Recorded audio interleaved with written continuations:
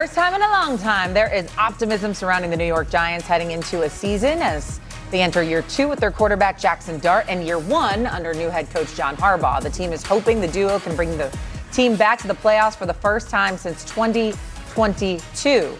Will the Giants make the playoffs in John Harbaugh's first season as head coach? Schrager. I think they very well can. And I look at last year when, if at this time in the season we were saying, will the Patriots make the playoffs first time with Mike Vrabel? You would have said absolutely not. Remember, the Seahawks didn't make the playoffs 2 years ago. The playoffs, the way the NFL is built for parity, and it's built for teams to come from nowhere in 1 year's time. Harbaugh brings a professionalism. Harbaugh brings a toughness that this Giants organization hasn't had. I believe this is the best the Giants' vibes are going into a season since the Tom Coughlin era, since Eli Manning was their quarterback. And you go down the roster, they've been collecting all these top 10 picks over the years. So an Abdul Carter, an Arvell Reese, Mawanoa, and then it's Neighbors. All these guys are there, and they're all under contract, and now they have someone to lead the way and to be the steward of this ship. I don't think it's crazy to say the Giants fans should be looking at a division title. I don't think it's crazy to say the Giants fans should be looking at a playoff berth. To me, it's the NFL. Every year there's 4 new playoff teams.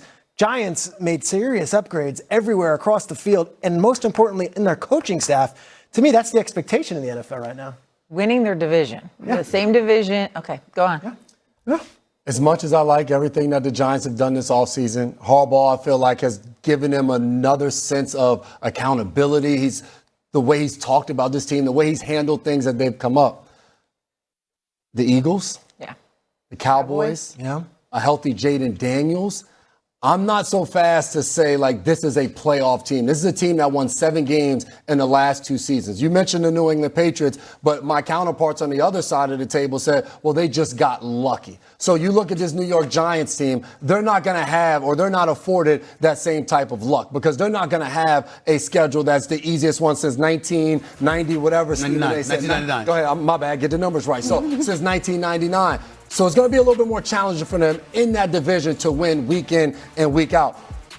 Does it feel like the gap is that big, though? Like the Eagles right now feel the same way the Eagles did last year when they were defending a championship? They have a whole new offensive coordinator. They lost their offensive line. Like, I could poke holes in all these teams. Absolutely. There's something to the fact of it's been done before, though. Like, Jalen Hurts is a Super Bowl MVP. Like, he's been in this position. He's won games. The rest of those guys in that locker room, the Dallas Cowboys have an offense that is going to be one of the best in the NFL. I think this Giants team is going to be much improved. If they win 7 games, they match their total from the last 2 years. Like, that is a huge upgrade without being a playoff team or winning the division. So I'm not saying this to poke holes or say this Giants team is a laughingstock or they're not going to be good. I just don't see them making that type of leap. A giant leap, I'll say. Well, the answer is very, very simple and succinct. There ain't no way in hell they making the playoffs. Let's get that out the way.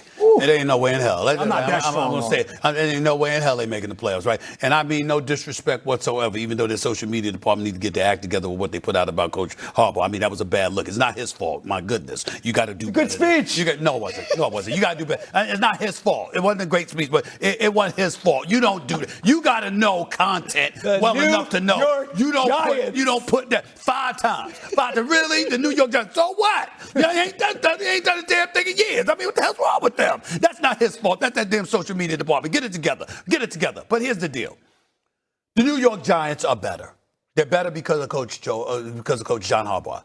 They're better because of the talent they have, particularly on the defensive side of the ball. I love the fact that they drafted Reese as well, okay, with the number 5 overall pick. I think he's going to be an upgrade. You lost Dexter Lawrence, all right? But we'll see what this cat replacing him, this veteran, does for them. Reed, I believe his name is. But the point is this.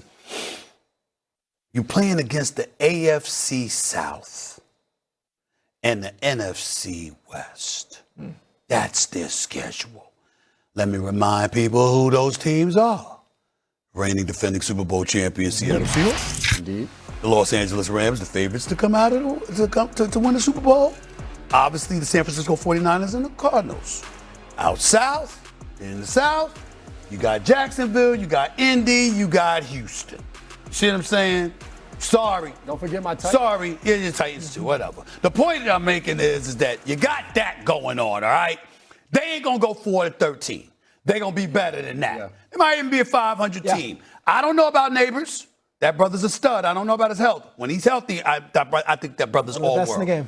But I see South. I see West in the NFC, South in the AFC. Nah, you ain't getting more than 8-9 wins. Sorry, Peter. Not happening. Not happening. It's just been so long. Like 8 of the last 9 seasons, they have double-digit losses. Like when you look at the Patriots or these other teams, we've seen it before. The Eagles. It happened last year for you. What are you talking about? Aaron Donald to decide about coming out of retirement until after the team returns to the facility in August 8th. But McVay noted that things are going in the right direction. What do you got as far as Aaron Donald watch goes?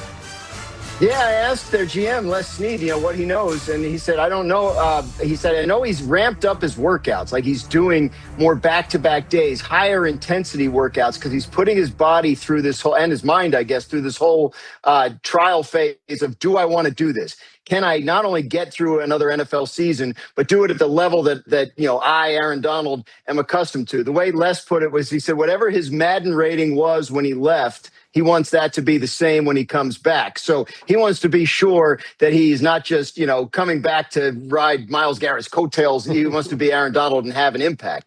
They don't know what he's going to do. They sound optimistic. The players I talked to are all fired up about it. A couple of them have been hitting him up with texts and all that. But they did underline a couple of times, look, if he doesn't come back, we still feel pretty darn good about this defense. Adam, I'm going to bring you in here because this felt like, we were at the ESPYs a couple of weeks ago and everyone was talking about Myles Garrett's here and Aaron Donald. Now we're getting to August and he's still not there. What are you hearing as Dan is reporting on the ground? Well, this is exactly what I think we've expected all along, in the fact that Aaron Donald wasn't rushing back. He's taking his time to ramp up. But I go back to a couple of things. Number one, Sean McVay on Friday night saying that it's going in the right direction and trending upward. I don't think the head coach of the Rams says it's trending in the right direction and trending upward without having some sort of idea that he feels good about the potential return of Aaron Donald. The other thing that I hear when Dan says he's ramping up his workouts, do you think some 36, 37-year-old guy in the heat of summer is ramping up his workouts for the fun of it? Just to go through this exercise? Like, if he's ramping up his workouts, If he's ramping up his workouts and the head coach says it's trending upward, 1 + 1 usually equals 2. Usually. It doesn't always, but more often than not, it does. Bring in Mike Tannenbaum here. Mike, what do you got? Yeah, Peter, we've heard this played plenty of times when you're in the front office when there's a veteran that either is away with his family, doesn't want to go through certain parts of training camp, where you say things like things are going in the right direction. And it's for a veteran that has tons of equity like Aaron Donald does. And by the way, if Aaron Donald comes back, we're going to be talking about one of the most historic off seasons of all time when you think about Aaron Donald, Myles Garrett, arguably the best corner in Trent McDuffie. And oh, by the way, if they hit on Ty Simpson, this will go down. Jalen Watson. And Jalen Watson. This will go down as one of the greatest off seasons ever. J-Mac, I think it's almost like we're just assuming that this Rams team is going to cruise along. Try to poke a hole in it. Is there anything that you would look at on this team and say, hey, wait, slow down. There are some potential shortcomings for this team before you just put them in the Super Bowl in L.A.? I mean, you can find things. You can look at the age. You can look at Matthew Stafford and say, all right, he was an MVP candidate.